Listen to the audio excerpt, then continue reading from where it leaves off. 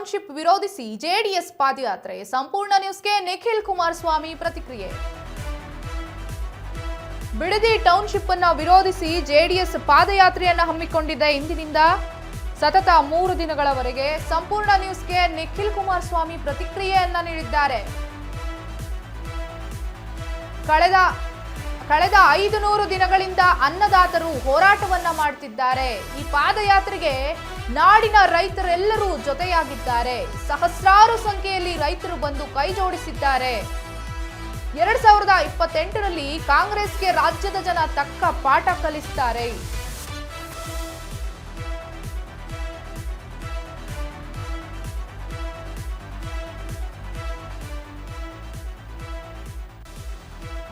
Bidadi township ವಿರೋಧಿಸಿ JDS ಪಾದಯಾತ್ರೆಯನ್ನ ಆರಂಭ ಮಾಡಿದೆ. ಇಂದಿನಿಂದ ಸತತ 3 ದಿನಗಳ ಕಾಲ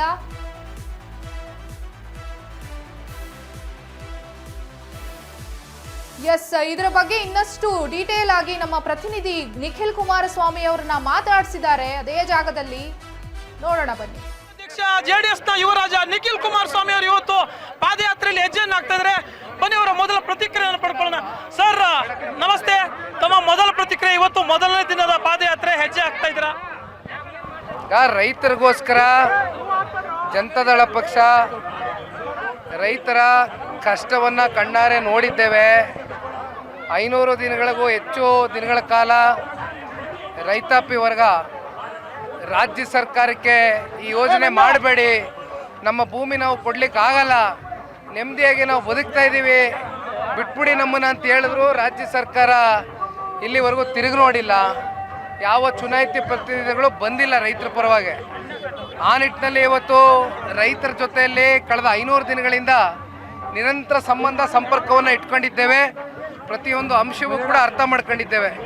ಹಾಗಾಗಿ ರೈತರ ಜೊತೆಯಲ್ಲಿ ನಿಲ್ಲುವಂಥದ್ದು, ಅವರ ಭೂಮಿಯನ್ನು ವಾಪಸ್ ಅವರಿಗೆ ಬಿಡಿಸ್ಕೊಡ್ತಕ್ಕಂಥ ಒಂದು ಕೆಲಸವನ್ನು ಇವತ್ತು ಕಾನೂನಿನ ಹೋರಾಟದ ಮೂಲಕವಾದರೂ ಸರಿ ಅಥವಾ ಇವತ್ತಿನ ಈ ಪಾದಯಾತ್ರೆ ಮೂಲಕ ಸರ್ಕಾರಕ್ಕೆ ಒಂದು ಎಚ್ಚರಿಕೆ ಗಂಟೆಯನ್ನು ಕೊಡ್ತಕ್ಕಂಥದ್ದಕ್ಕೆ ಫ್ರೀಡಂ ಪಾರ್ಕ್ವರೆಗೂ ಕೂಡ 3 ದಿನಗಳ ಕಾಲ ಈ ಪಾದಯಾತ್ರೆಯಲ್ಲಿ ನಾಡಿನಾದ್ಯಂತ ಹಲವಾರು ಜಿಲ್ಲೆಗಳಿಂದ ಅನ್ನದಾತರು ಇವತ್ತು ರೈತರ ಪರವಾಗಿ, ಈ ಭಾಗದ ರೈತರ ಪರವಾಗಿ ನಾವು ಕೂಡ ಇದ್ದೇವೆ, ರೈತರನ್ನ ಉಳಿಸ್ತೇವೆ ಅಂತಕ್ಕಂಥ ನಿಟ್ಟಿನಲ್ಲಿ ಸಹಸ್ರಾರು ಸಂಖ್ಯೆಯಲ್ಲಿ ಬಂದು ಈ ಪಾದಯಾತ್ರೆಯ ಒಂದು ಯಶಸ್ಸಿಗೆ ಎಲ್ಲರೂ ಕೂಡ ಕಾರಣಕರ್ತರಾಗಿದ್ದಾರೆ. ಸರ್, ಮುಖ್ಯಮಂತ್ರಿಗಳ ವಿಡಿಯೋ ಸಂದೇಶವನ್ನು ಕೂಡ ತಾವು ಗಮನಿಸಿರ್ಬೋದು. ಇವತ್ತು ಬೆಳಿಗ್ಗೆ ಹಿಂದೆ 25 ಲಕ್ಷ ಏನು ನೀಡೋಕೆ ನಿರ್ಧಾರವನ್ನು ಮಾಡ್ಕೊಂಡಿದ್ರು ಕುಮಾರಸ್ವಾಮಿ ಅವರ ಅವಧಿಯಲ್ಲಿ. ಇದೀಗ ನಾವು 3 ಕೋಟಿ ಹಣವನ್ನು ನೀಡ್ತೇವೆ 1 ಎಕರೆಗೆ. ಹಾಗೇನೆ ಒತ್ತಾಯಪೂರ್ವಕವಾಗಿ ಯಾರು ಭೂಮಿನ ಪಡ್ಕೊಳ್ಳಲ್ಲ ಅಂತ ಹೇಳಿದ್ದಾರೆ. ಏನು ನೋಡಿ, ಕುಮಾರಣ್ಣನ ಕಾಲದಲ್ಲಿ ಪ್ರಾಜೆಕ್ಟು ಟೇಕ್ ಆಫೇ ಆಗಿಲ್ಲ, ದುಡ್ಡು ಕೊಡೋದಕ್ಕೆ ಪ್ರಪೋಸಲ್ ಇಟ್ಟಿದ್ರಷ್ಟೇ. ಅರ್ಥ ಮಾಡ್ಕೋಬೇಕಾಗಿರ್ತಕ್ಕಂಥದ್ದು, ಯಾವ ನೋಟಿಫಿಕೇಶನ್ಗಳು ಕುಮಾರಣ್ಣ ಅವರ ಕಾಲ್ಗಡದಲ್ಲಿ ಆಗಿಲ್ಲ. ಪ್ರಿಲಿಮಿನರಿ ನೋಟಿಫಿಕೇಶನ್ ಹಿಡಿದು ಫೈನಲ್ ನೋಟಿಫಿಕೇಶನ್ವರೆಗೂ ಇತ್ತೀಚೆಗಷ್ಟೇ 5,500 ಎಕರೆಯಷ್ಟು ಭೂಮಿ ಇವತ್ತು ಫೈನಲ್ ನೋಟಿಫಿಕೇಶನ್ ನೋಡಿಸಿರ್ತಕ್ಕಂಥದ್ದು ಈ ರಾಜ್ಯ ಸರ್ಕಾರ. 2 ಕೋಟಿ 3 ಕೋಟಿ ಪರಿಹಾರ ಕೊಡ್ತೀವಿ ಅಂತ ಚೆನ್ನಾಗಿದೆಯಕ್ಕ, ನಮಸ್ಕಾರ ಬಾಕ ಹೇಳುವಂಥದ್ದಾದರೂ ಕೂಡ ಇಲ್ಲಿ ಯಾರು ಕೂಡ ಇವರ ದುಡ್ಡಿನ ಪರಿಹಾರಕ್ಕೆ ಅಮ್ಮ ಚೆನ್ನಾಗಿದ್ದೀರಾ ಕೈ ಕಟ್ಟೆ ಹಾಕೊಂಡು ಯಾರು ಕೂಡ ಕೂತಿಲ್ಲ. ನಮಸ್ಕಾರ ಕಣವ, ನಮಸ್ಕಾರ. ಹೌದವ, ಬನ್ನಿ ಬರವ. ರೈತರು 1 ಇಂಚು ಭೂಮಿನೂ ಬಿಟ್ಕೊಡ್ತಕ್ಕಂಥ ಪ್ರಶ್ನೆ ಇಲ್ಲ. ಸರ್, ಇದು ಒಂದು ರಾಜಕೀಯವಾದಂಥ ಒಂದು ಪ್ರಯತ್ನ. ಯಾಕೆ ಅಂತಂದ್ರೆ ನಿಖಿಲ್ ಕುಮಾರಸ್ವಾಮಿ ಅವ್ರನ್ನ ಈ ಭಾಗದಲ್ಲಿ ಇನ್ನಷ್ಟು ದೊಡ್ಡ ಮಟ್ಟದಲ್ಲಿ ಬೆಳೆಸೋಕೆ ಪ್ರಯತ್ನ ಮಾಡ್ತಾ ಇದ್ದಾರೆ ಅಂತ ತಾವು ಗಮನಿಸಿದ್ರೆ. ತಾವು ಹಲವು ಹೋರಾಟಗಳಲ್ಲಿ ಈ ಭಾಗದಲ್ಲಿ ಭಾಗಿಯಾಗಿದ್ರೆ ತಮಗೆ ಅಭೂತಪೂರ್ವವಾದಂಥ ಯಶಸ್ಸು ಸಿಗ್ತಾ ಇದೆ.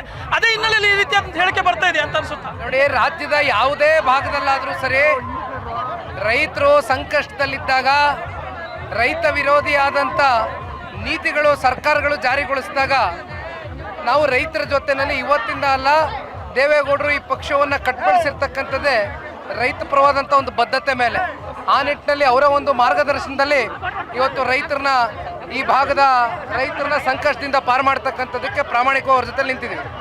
ಅಂತಿಮವಾಗಿ ಈ ಭಾಗದ ಜನತೆಗೆ, ಒಟ್ಟಾರೆ ರಾಜ್ಯದ ರೈತರಿಗೆ ತಮ್ಮ ಸಂದೇಶ ಸರ್ ಈ ಮೂಲಕ? ರಾಜ್ಯದ ಜನ, ವಿಶೇಷವಾಗಿ ರೈತಾಪಿ ವರ್ಗ ಎಲ್ಲವೂ ಕೂಡ ಸೂಕ್ಷ್ಮವಾಗಿ ನೋಡ್ತಾ ಇದ್ದಾರೆ. ಯಾರ್ದು ಪ್ರಾಯಶ್ಚಿತ್ತ ಯಾತ್ರೆ ಆಗಬೇಕು, ಯಾರ್ದು ಪಶ್ಚಾತ್ತಾಪ ಯಾತ್ರೆ ಆಗಿ ಅಂತ್ಯಗೊಳ್ಳಬೇಕು ಅನ್ನೋಂಥದ್ದು 2028ರ ಚುನಾವಣೆಗೆ ಈ ರಾಜ್ಯದ ಜನ ಕಾಂಗ್ರೆಸ್ಸಿಗೆ ತಕ್ಕಪಾಠ ಕಲಿಸ್ತಾರೆ.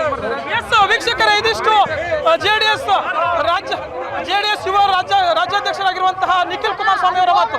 ವಿಡಿಯೋ ಜರ್ನಲಿಸ್ಟ್ ಆದಿತ್ಯ ಜೊತೆ ಜವಲೇಗೌಡ್, ಸಂಪೂರ್ಣ ನ್ಯೂಸ್.